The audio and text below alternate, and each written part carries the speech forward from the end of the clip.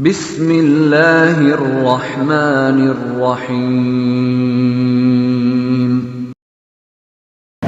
Assalamualaikum warahmatullahi wabarakatuh.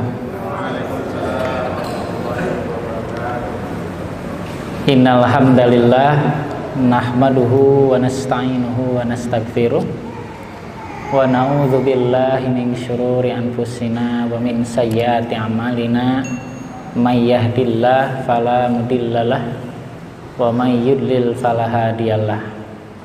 Asyhadu an la ilaha illallah wahdahu la syarikalah wa asyhadu anna Muhammadan abduhu wa rasuluh, amma ba'du.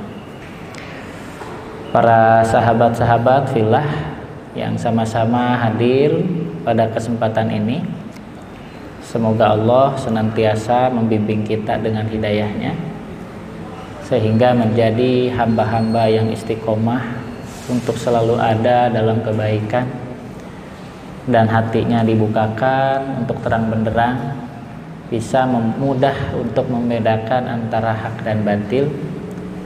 Dan tentunya harapan kita semua di bulan Ramadan ini, jika seandainya Ramadan ini adalah Ramadan terakhir bagi kita semua, semoga menjadi ibadah terbaik sampai kita kalau seandainya dipanggil dalam keadaan husnul khotimah. Banyak sekali yang tahun lalu ada di sini, sekarang sudah tiada. Yang tahun lalu berdiri di atas mimbar ini, yang sekarang oleh Allah panggil. Mudah-mudahan sisa umur kita diberi kesempatan bertemu dengan bulan Ramadan, menjadi motivasi untuk punya amal yang karyanya jangka panjang. Teman-teman dirahmati Allah Subhanahu wa taala, pada kesempatan ini saya diberi tugas untuk memberikan materi tentang kafarat ya, atau kifarat. Ada yang tahu tentang kifarat? Apa itu kifarat? Kifarat, kafir, kafaro, itu artinya akar katanya sama, kafaro. Jadi dulu pernah rame kata kafir diganti dengan non muslim dulu ya. Sebenarnya tidak ada urgensi sih. Lembutan mana kafir sama non muslim? Lembutan mana kira-kira? Kalau kita paham ya, mana yang lembut, panggilan yang lembut mana? Ada teman kita nih yang bukan Islam, hei non muslim, hei kafir, mana yang lembut, mana yang kasar? Yang kafir kasar. Nah sebenarnya kalau paham, kata kafir itu adalah kata yang paling lembut. Kalau non Islam itu, non muslim itu kasar menurut saya. Hei orang yang tidak selamat, berarti celaka kan? Benar nggak? Hei orang celaka. Dan dalam kehidupan sehari-hari kita punya teman bukan Islam pernah memanggil kafir, pernah nggak? Nggak pernah kan? Sebut aja tetap namanya. Misalkan ada Chris aja nggak pernah nyebut hei kafir Chris, nggak pernah. Persahabatan antara kita sesama anak bangsa nggak pernah manggil orang itu kafir. Itu hanya bahasa Al-Quran ya. Qul ya ayyuhal kafirun. Kafir itu artinya menutup ya, orang atau tertutup.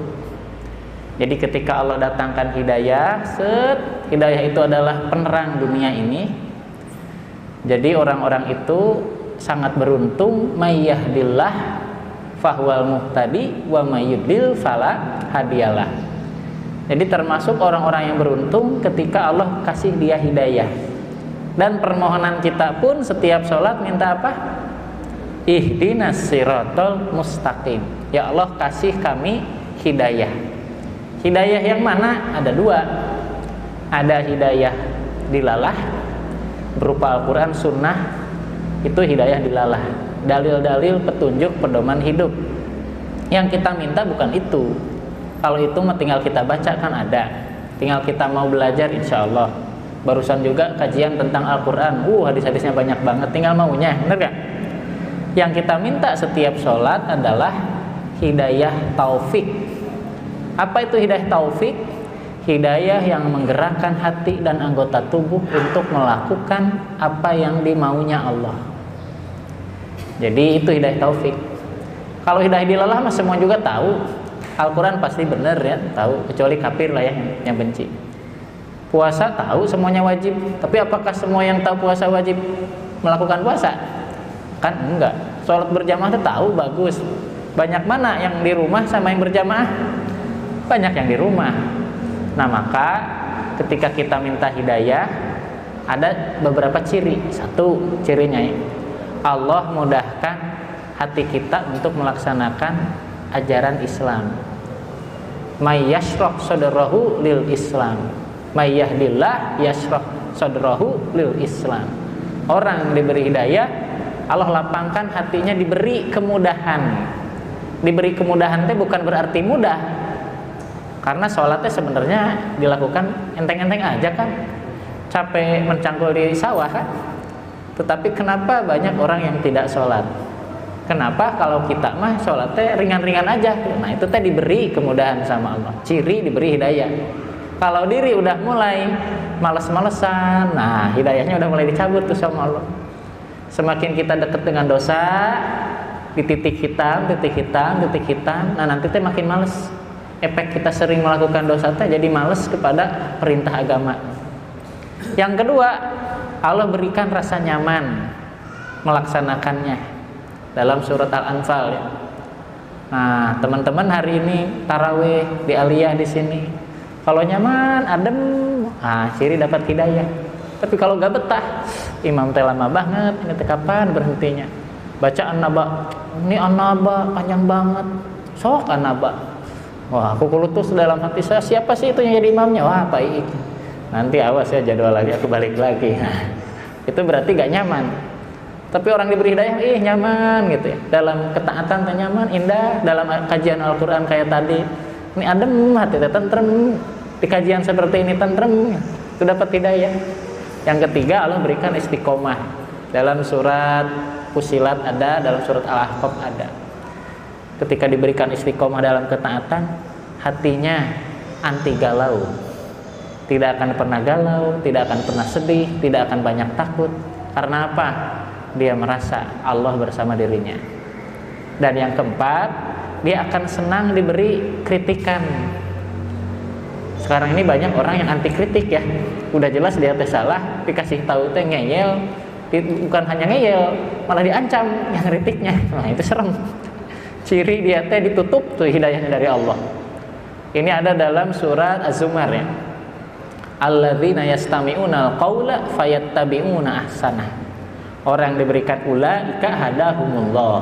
Nah, orang yang suka mendengarkan kritikan dari orang lain, nasihat yang baik, diambil yang baiknya saja, merekalah yang dapat hidayah dari Allah. Nah, dan yang terakhir, dia akan diwafatkan dalam keadaan husnul khotimah. Nah, sebaliknya dari orang-orang yang ditutup dirinya dari hidayah itu adalah kafir, tertutup. Jadi istilahnya dibuka pintu juga tok tok tok tok tok tok. Maaf, aku gak bisa diganggu lah, gitulah orang kafir teh. Ini nih datang nih mau kasih cendol, maaf aku gak mau, gitulah orang tertutup. Kayak laki-laki mengungkapkan cinta ditolak terus. Nah itu teh wanitanya teh kafir ya. Kafir apanya? Kafir hatinya. Belum terbuka, belum dapat hidayah, belum dapat hidayah cinta dari Allah untuk menyukai kayak gitu. Nah, sekarang kaitan dengan kifarat. Nah, kifarat diambil dari kafir. Ini kalau secara bahasa sama, tertutup. Secara istilah itu adalah konsekuensi untuk menutupi dosa-dosa gitu gampangnya ya. Kita punya dosa A, gimana supaya dosanya hapus? Maka ada kifarat. Kifaratnya bisa lah tebusan juga ya. Untuk menebus dosa-dosa kita supaya dihapus apa? Kifarat, teman-teman pernah menggibah orang. Saya ngomongin si A. Nah, gimana kifaratnya supaya dosanya hapus, Pak? Dia harus datang, sebutin kesalahannya apa. Teman-teman jangan minta maaf yang umum-umum, gak jelas itu. Gak menjadi penghapus dosa itu, enggak. Tolong dong maafin aku ya. Emang kamu kenapa? Aku pokoknya mau maafin deh. Nah itu dosanya gak terhapus. Harus disebutin. Makanya di yaumil hisab nanti ada di padang mahsyar ya. Di padang mahsyar mah dihisabnya amal-amalan yang kaitannya dengan fisik, teman-teman. pernah mencaci maki, pernah memukul, pernah nyakitin, itu nanti di padang mahsyar Allah akan hitung-hitung, harus dibayar. Nah, nanti lagi setelah padang mahsyar melalui, ada namanya kontoroh, jembatan antara surga dan neraka. Nah, kalau itu mah harus membayar, saling membebaskan penyakit hati, dengki, iri, dendam, itu harus diberesin. Sebelum masuk surga harus bersih hatinya. Makanya surga itu khusus illa man atallah biqalbin salim. Orang yang masih punya penyakit hati gak mungkin masuk surga. Makanya ada jamaah ibu-ibu nih nanya sama saya, Pak Ustadz, nanti kalau di surga suami saya sama bidadari, saya mau mendingan gak masuk surga. Si ibu teh kumaha pikiran, nah, jadi cemburu. Emang di surga ada rasa cemburuan? Gak ada. Gak, ibu ya gak usah masuk surga aja. Gak mau Pak Ustadz. Terus gimana? Ya lebih baik suami gimana ya?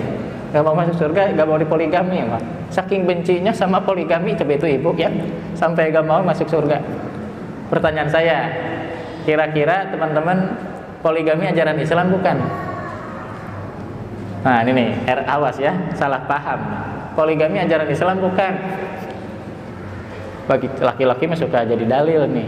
Ajaran Islam masuk surga, surga yang tak dirindukan. Nah, film nah. Itu ya. Poligami mah catat ya, ini bagi bapak-bapak biar gak gampang poligami ini. Biar setia. Poligami bukan ajaran Islam. Islam bukan ngajarin poligami. You understand? Islam ngatur poligami supaya bener gitu. Nah, poligami mah sebelum Islam ada juga udah ada, bener gak? Para raja punya istri 100, punya selir kan gitu ya. Dan dianya pakai buang kan gitu kebanyakan. Nah, Islam ngatur jangan begitu. 1 batasin 4, lalu haknya dibagusin, harus sama semua, harus adil, syaratnya ketat. Keren gak coba ajaran Islam? Keren. Yang tadinya mengumbar nafsu ke wanita-wanita wanita dianggap barang, oleh Islam dihormati. Nah, kenapa ibu-ibu benci poligami? Ustadznya salah ngejelasin, Pak. Mah aku mau poligami ya, itu sunnah Nabi yang belum aku lakukan. Nah, jadi genok gitu ya, menolak, bingung. Jadi membenci sama ajaran Islam, padahal bukan ajaran Islam itu poligami.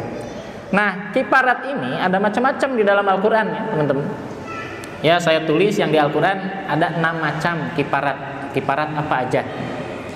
Yang pertama, ketika orang itu membunuh orang. Nih, kita membunuh, jos. Kiparatnya itu beda-beda. Dengan syarat ada berbagai kiparat. 1 ada dalam surat An-Nisa ayat 92 ya. Itu bagaimana kiparat bagi orang yang membunuh. Pertama, asal membunuhnya itu tidak sengaja. Ada emang membunuh tidak sengaja, Pak? Ada, banyak ya. Kayak Nabi Musa membunuh itu gak sengaja, ada. Misahin sekali onyok, jret, naik, mati kan bisa jadi. Kita Habib Nurmagedok tarung di ring ya, alhamdulillah muslim belum pernah kalah ya. Jedak, mati. Nah, tetap dosa walaupun tidak sengaja. Tapi dosanya itu bisa dihapus selama hidup di dunia, tidak akan kebawa dihisab di akhirat. Syaratnya apa? Nah, di Al-Quran 1, kalau membunuh karena tidak sengaja, maka kiparatnya itu memerdekakan hamba sahaya dan memberi tebusan kepada pihak keluarga. Tapi sekarang mah udah agak musim ya, hamba sahaya udah gak ada. Nah, berarti yang berlaku memberi tebusan. Kalau keluarganya minta, ya logikanya ginilah, kita kayaknya nabrak orang ya. Yang realnya di kita mah nabrak orang sampai mati. Yang namanya nabrak kan pasti gak sengaja, masa sih ada yang mengendara pengen nabrak? Gak ada.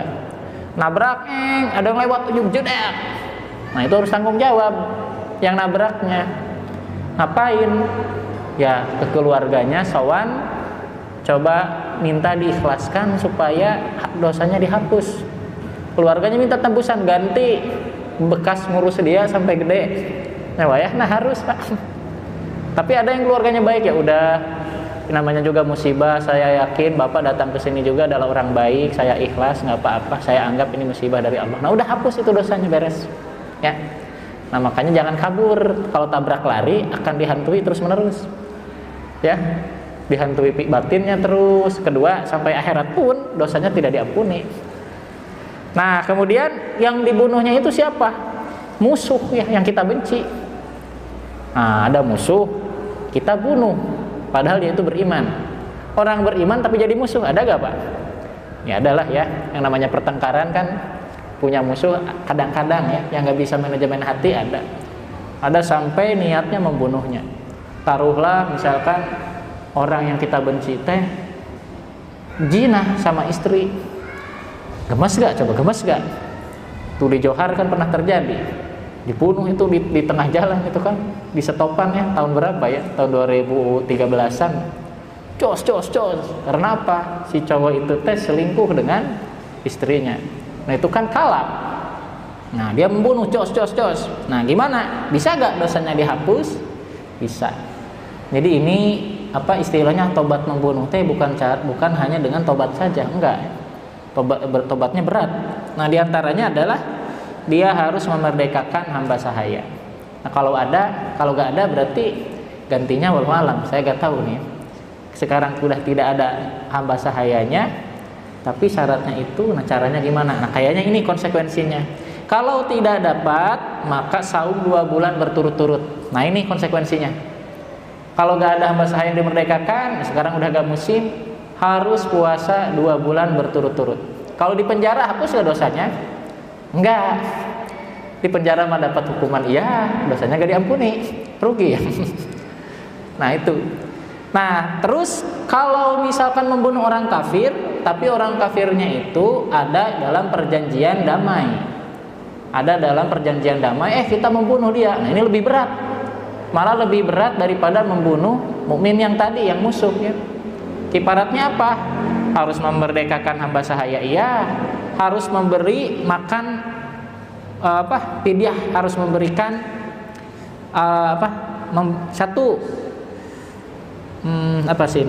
saum 2 bulan berturut-turut, memberikan tebusan kepada keluarga dan memerdekakan hamba sahaya.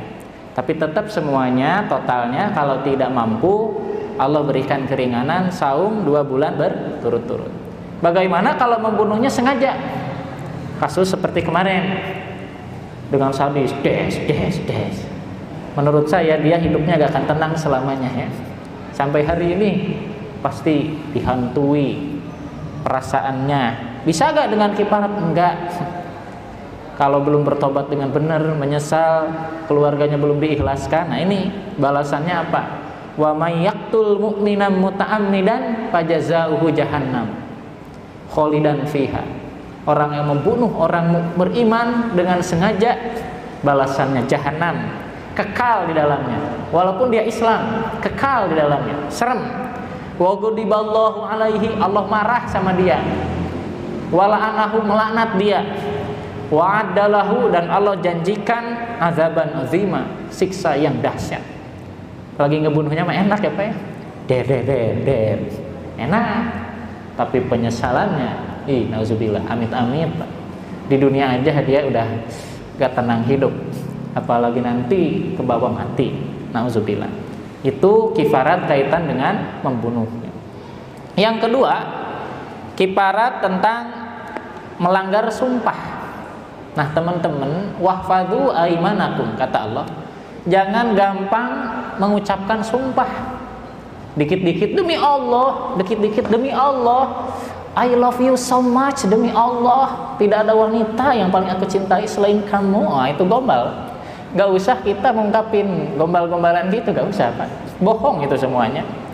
Pokoknya mau kamu tanya cinta sejatiku, hidup matiku tanpamu. Bohong. Kenyataannya apa? Ketika meninggal, jangan pergi, sok atuh sini kubur, nggak mau, kan gitu kan? Bener nggak? Bohong di dunia mah. Pokoknya jangan banyak sumpah-sumpahan. Manusia diperbolehkan hanya bersumpah atas nama Allah, nggak boleh selain yang lain. Misal demi Allah, demi Rasulullah, itu udah nggak boleh. Tetapi hati-hati, jangan gampang mengucapkan sumpah. Dan Allah itu benci. Allah tidak akan mau melihat dia, tidak akan mau bercakap-cakap kepada siapa? Orang yang suka gampang mencaci maki, ya. orang yang gampang bersumpah, gitu ya. Itu diantaranya ya. Nah, makanya dalam bahasa Arab orang yang mengumbar sumpah itu disebutnya pembohong.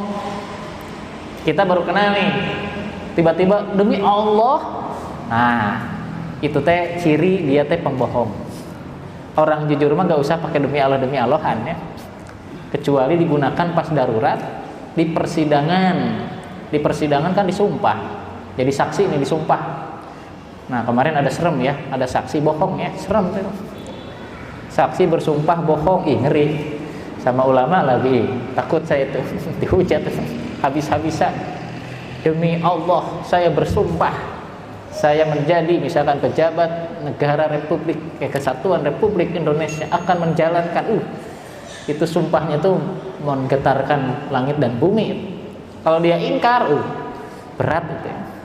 Nah kalau kita bersumpah, taruhlah kita teh keceplosan saking sebelnya sama istri ya, demi Allah aku gak mau tuh deketin kamu selama 1 bulan, saking emosinya sebel.